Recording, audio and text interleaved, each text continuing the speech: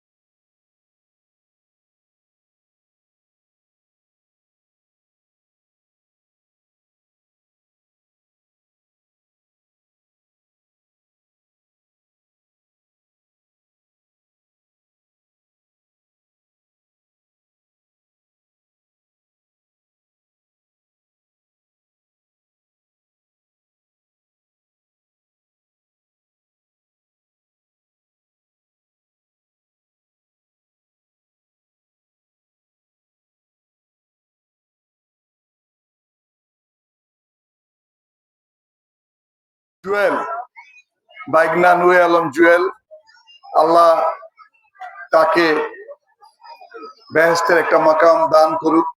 এই মাদ্রাসার উসিলায় যিনি এই মাদ্রাসার জন্য পরিশ্রম করেছেন এবং এই মাদ্রাসার প্রতিষ্ঠা লগ্ন থেকে যিনি এই মাদ্রাসার সভাপতি ছিলেন। আজকে আমরা এখানে একটা সুন্দর, এটা কোনো রাজনৈতিক সভা না, এটা কোনো রাজনৈতিক মঞ্চ না, এটা কোনো রাজনৈতিক আসরও না, এটা আল্লাহ এবং রাসূলের এবং দ্বীনের, মানে দুনিয়ার আখিরাত এই দুইটারই একটা যে পুরস্কার ফলাফল যাই বলি সেই ধরনের একটা অনুষ্ঠান।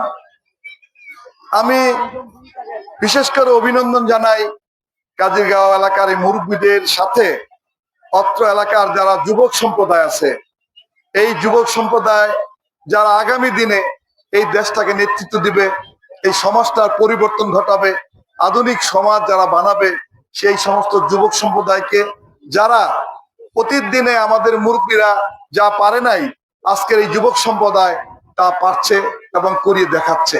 এই জন্য তাদের প্রতি আমার অকৃত্রিম ভালোবাসা ও সালাম রইল। আজকে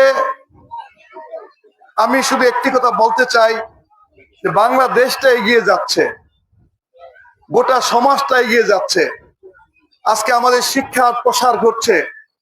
এই কাজিরগাঁয়ে আগে, আজ থেকে 50 বছর আগে হাতে গড়লে মেট্রিক পাস ছাত্র পাওয়া যাইতো দু একজন, ঠিক কিনা? আলহামদুলিল্লাহ কাজিরগাঁও পানগাঁও এই দুইটা গ্রাম আমাদের পাশাপাশি অঙ্গাঙ্গিক ভাবে জড়িত। সামাজিক বলেন, ধর্মীয় অনুশাসন বলেন, কৃষ্টি কালচার সবকিছু মিলে আমরা একে অন্যের সাথে অঙ্গাঙ্গিক ভাবে জড়িত।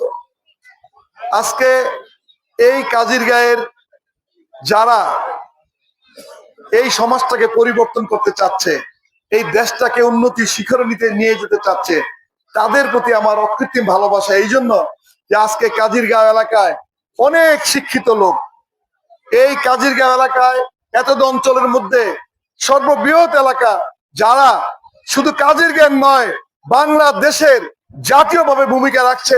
তারা প্রবাস থেকে রেমিটেন্স পাঠাচ্ছে, প্রবাস থেকে ডলার উপার্জন করছে। সেই ডলারটা যদিও মনে হয় কাজিরগাঁয়ের এলাকার ভাগ্যের পরিবর্তন হচ্ছে, শুধু তাই নয়, এই কাজিরগাঁও আমাদের এই এলাকা যে সন্তানরা বিদেশে থাকে তারা টাকা উপার্জন করছে, এই টাকা জমা হচ্ছে বাংলাদেশ সরকারের কেন্দ্রীয় ব্যাংকে ডলার হিসাবে। সেই জন্য আমি বলবো যে কাজিরগাঁয়ের অবদান জাতীয় পর্যায়ে তারা রাখছেন। আজকে আমি যে কথাটি আরেকবার বলতে চাই যে কিছুদিন আগেও এখানে একটা সুন্দর ধর্মীয় অনুষ্ঠান হয়েছে। আজকে দেখেন, আমি কেন ব্যতিক্রম বলছি, রাজনৈতিক মঞ্চে শুধু রাজনৈতিক লোকেরা বক্তব্য রাখে, তারা কতটুকু কি বলে সেটা এক ধরনের বক্তব্য। আর এখানে যারা বসে আছে তা আল্লাহ এবং আল্লাহ রাসূলের যে দর্শন, সেই দর্শনের সেই আদর্শে বিশ্বাস করে আজকে আমাদের মুরব্বীরা, আমাদের মসজিদের সমস্ত মসজিদগুলির সম্মানিত ইমাম সাহেবেরা তারা উপস্থিত, আজকে আমাদের এই দুই গ্রামের পঞ্চায়েতের মুরব্বীরা উপস্থিত, আজকে আমাদের ছাত্রছাত্রীরা উপস্থিত, আমাদের মা বোনেরা তারা উৎসাহিত যে তাদের সন্তানরা আজকে এই মাদ্রাসা থেকে দিন এবং আখিরাতের জন্য শিক্ষা গ্রহণ করছে। সেই উজ্জীবিত হয়ে আজকে সবাই আমরা এখানে উপস্থিত হয়েছি। আজকে আমি শুধু একটি বিষয়ে বেশি করে উল্লেখ করতে চাই যে এই যে কাজিরগাঁও একটা গ্রামটা ছোট হলেও এই গ্রামে দুইটা মাদ্রাসা প্রতিষ্ঠিত হয়েছে। দুই মাদ্রাসায় দুই ধরনের লেখাপড়া হচ্ছে। এক মাদ্রাসায় এক ধরনের কাওমি মাদ্রাসা, আরেক জায়গায় হাফেজি মাদ্রাসা, নাকি না আলিয়া মাদ্রাসা। এই দুই ধরনের লেখাপড়া, এখানে একটার সাথে একটা কোনো কন্ট্রাডিকশন নাই, একটার সাথে একটা কোনো বিরোধ নাই। আমি বলবো কাজিরগাঁও এলাকাবাসীকে এই মাদ্রাসা দুইটাকে বাঁচিয়ে রাখেন, কিয়ামত পর্যন্ত এই মাদ্রাসার অস্তিত্ব যেন থাকে।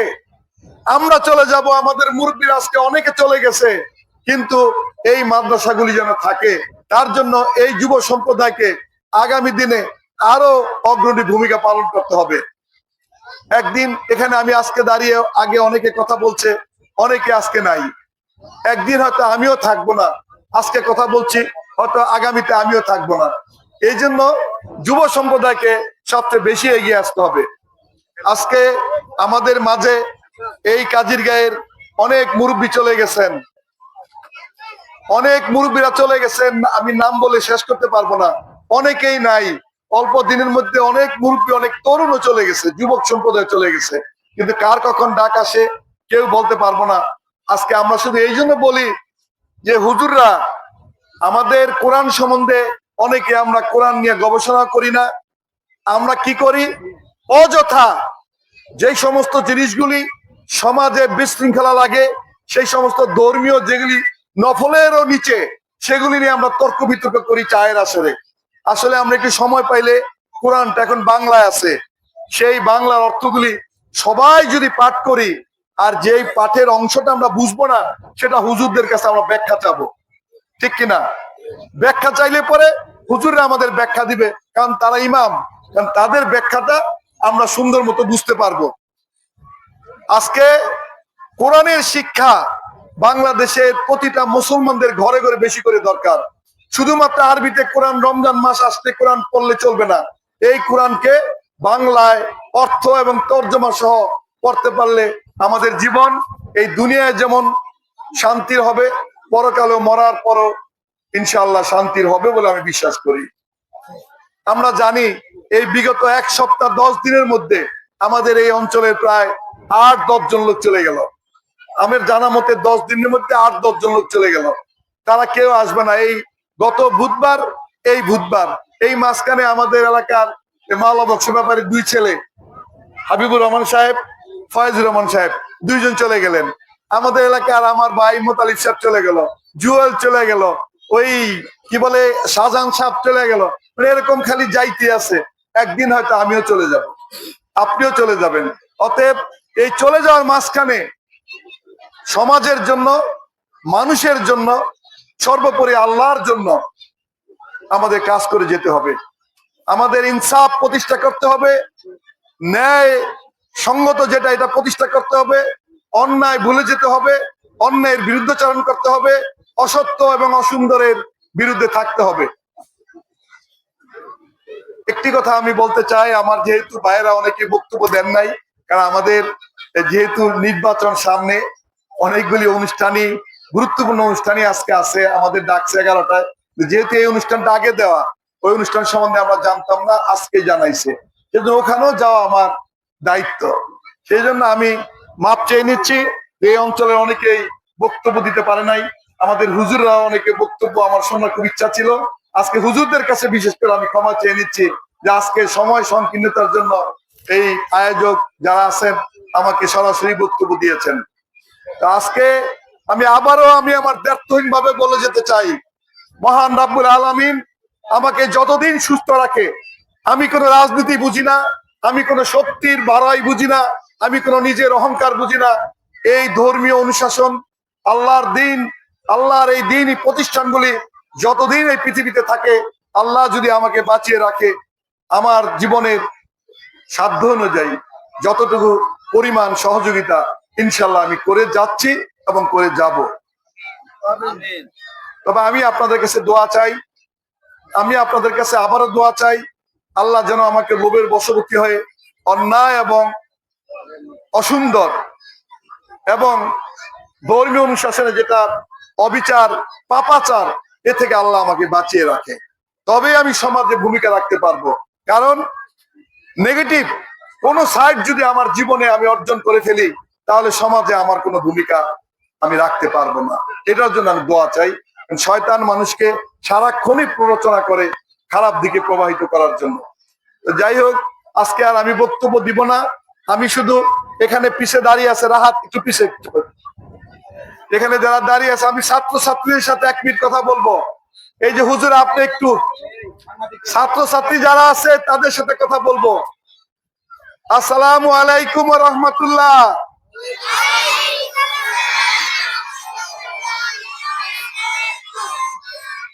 আলহামদুলিল্লাহ, কেমন আছেন আপনারা? আচ্ছা, আপনারা? আলহামদুলিল্লাহ, আমি খুব ভালো আছি, আপনাদের দোয়ায় খুব ভালো আছি। আমি আপনাদের প্রশ্ন করছি, আগেও একবার করছিলাম, আজকে আবার করি, দেখি কার কার মনে আছে। বাড়িতে যে মাকে সর্বপ্রথম আদর করে কে কে? হাত তুলতে চাই। মাশাআল্লাহ, সবাই মাকে বেশি আদর করে। বাবাকে আদর করে, তারপরে কে? বাহ, সবাই। এরপরে কারো ঘরে প্রবেশের পূর্বে সালাম দেয় কে? তাহলে সবাই দেয়। আমি আবারও বলছি, হাত নামাও সবাই। মাশাআল্লাহ। আমি বলছি, কারো ঘরে প্রবেশ করার পূর্বে হুজুররা বলে তো নিশ্চয়ই সালাম দিতে হবে জোরে, আসসালামু আলাইকুম ওয়া রাহমাতুল্লাহ।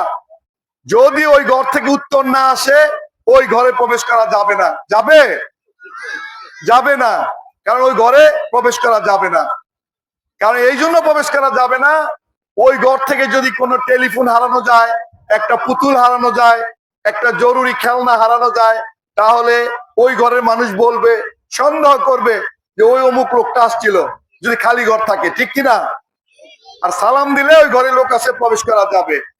আর মাদ্রাসা থেকে, স্কুল থেকে দৌড়ে যায়, বাসায় যায় বইটা রাইখা মাকে গলায় জড়ায় ধরতে হবে, মাকে চুমো দিতে হবে, আদর করতে হবে। তবেই মা জামা কাপড় খুলে তোমাকে সুন্দর মতো খাইতে দিবে।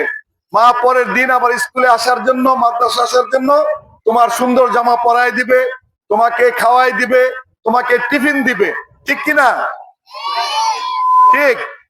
আর মাদ্রাসা থেকে বাড়িতে যাওয়ার সময় রাস্তায় যাদের সাথে দেখা হবে উচ্চ স্বরে সালাম দিতে হবে।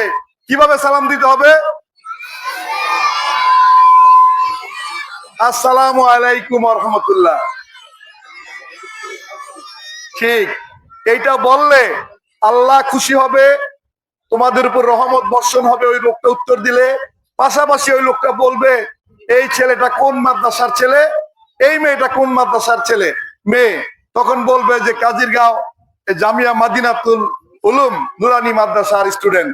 আবার পাশাপাশি এইটাও বলবে, এই সন্তানটা কার ছেলে, অমুকের ছেলে, কার মেয়ে, অমুকের মেয়ে। তাহলে মাদ্রাসারও তোমরা সুনাম বয়ে আনলা, বাবা মারও সুনাম অর্জন করলা, ঠিক কিনা? ইনশাল্লাহ আজকে যারা যারা পুরস্কার পেয়েছে, ভালো রেজাল্ট করেছে, তাদেরকে পুরস্কৃত করা হয়েছে। এবং যারা রেজাল্ট একটু খারাপ হয়েছে, আগামীতে তারাও ভালো করবে। হুজুররা তাদের জন্য মনে পুরস্কার রেখেছে, ঠিক কিনা? হুজুর সবার জন্য, সবার জন্য পুরস্কার আছে। আগামীতে আগামীতে যারা ভালো রেজাল্ট করবে, যারা ভালো রেজাল্ট করবে, কয়টা ক্লাস হুজুর?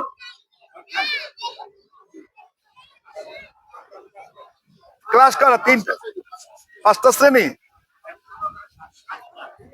আগামীতে যারা, এই হুজুরা তো পুরস্কার দিবেই, আগামীতে যারা প্রথম স্থান অধিকার করবে তাদের প্রত্যেকের জন্য নতুন ড্রেস আমার তরফ থেকে হুজুরা তোমাদেরকে দিবে, ঠিক আছে? যারা প্রথম স্থান অধিকার করবে তাদেরকে ভালো উন্নত মানের ড্রেস দিবে হুজুররা, ছেলে মেয়ে যাই হোক, ঠিক আছে? তা আমি আর বক্তব্য দীর্ঘায়িত করলাম না।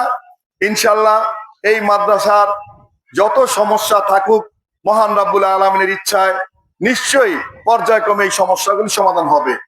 কোত্থেকে আল্লাহর এই দিনই প্রতিষ্ঠানে টাকা আসবে এটা কেউ আমরা জানি না, আল্লাহই এটা ব্যবস্থা করে দিবে।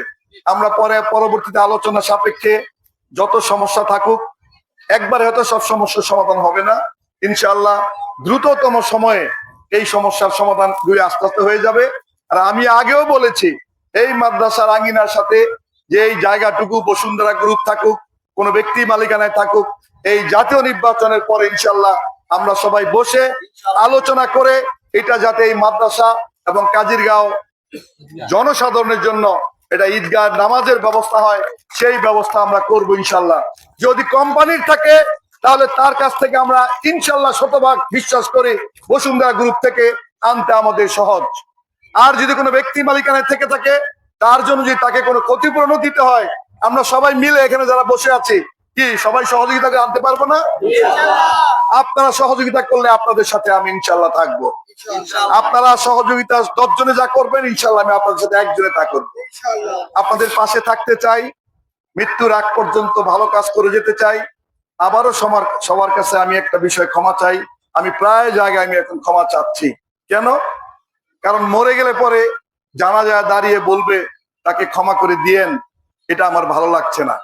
আমি জীবিত অবস্থায় যদি কারোর মনে ব্যথা দিয়ে থাকি, আমার জীবন চলার পথে যদি কাউকে কষ্ট দিয়ে থাকি, আপনারা আমাকে আল্লাহর রাস্তে মাফ করে দিবেন। কারণ মানুষের জীবন অত্যন্ত ক্ষণস্থায়ী। তারপর আল্লাহর কাছে আমি হায়াত চাই, আল্লাহ তুমি আমাকে 200 বছর বাঁচিয়ে রাখো ভালো কাজ করার জন্য। কিন্তু মহান রাব্বুল আলামিন জানে তিনি আমাকে কতদিন বাঁচিয়ে রাখবেন। সেই জন্য যে কোনো সময় মৃত্যুর ডাক আসতে পারে। আমি সবার কাছে ক্ষমা চেয়ে এবং আবারও কাজিরগাঁওয়ের মুরব্বী এবং বিশেষ করে আমার যুবক সম্প্রদায়ের এই ভাই ভাইগনা ভাতিজা সবাইকে আমি অভিনন্দন জানাচ্ছি এই কারণে যে এই যুবক সম্প্রদায়ের জন্য এখন সমাজে ভালো ভালো ব্যবস্থা হয়, বা এই যে আমাদের মুরব্বীরা সম্মানিত হচ্ছে, আমাদের মা বোনরা বসতে পারছে, এই জন্য তাদেরকে আমি আবারও অনুপ্রাণিত করছি, অভিনন্দিত করছি। এবং আগামীতে যাতে এই ধরনের বড় বড় অনুষ্ঠান হওয়ার পূর্বে আবারও আমরা আলোচনা করব যাতে অনুষ্ঠানটা আরো সুন্দর করা যায়। সবাইকে ধন্যবাদ জানিয়ে আমি আমার বক্তব্য শেষ করছি। আসসালামু আলাইকুম।